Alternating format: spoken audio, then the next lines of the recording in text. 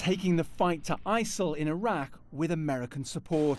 The US is currently spending nearly $13 million every day, keeping around 6,000 of its soldiers there and in Syria as military advisors. They're part of a global coalition battling ISIL. US President Donald Trump reportedly wants to boost that number to make good on a key pledge. We will defeat radical Islamic terrorism, and we will not allow it to take root in our country. So how much more would that cost?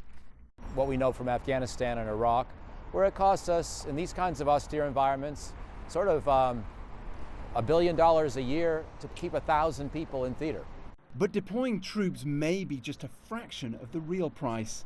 You're really going to have to help these Arab states rebuild themselves and help the broader Arab world reform and develop to reduce the likelihood of a future ISIS sanctuary developing somewhere. And that's a multi-year, multi-tens of billions of dollar problem. And much of that rebuilding will fall to the US State Department, whose budget is about to be cut back. Trump's team say this is all about prioritizing what they call hard power over soft power. And it's revived an ongoing debate about whether it's best to use force or diplomacy or both to defeat ISIL.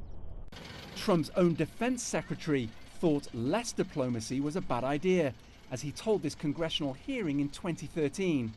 You don't fund the State Department fully, then I need to buy more ammunition, ultimately. So what is the best option? I don't think there's an exact formula to mix diplomacy and military force, but you certainly need both. And it's a mistake to rely heavily or entirely on the magic of military force. Ultimately, the problem in Iraq and Syria, if it's solvable, whether or not it is one that will come more through diplomacy than force. So it will be the aftermath of force where diplomacy becomes much more important. And the astronomical cost of that aftermath is beginning to emerge.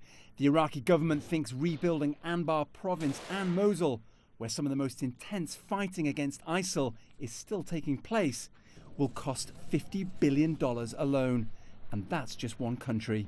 Owen, Fairclough, CGTN, Washington.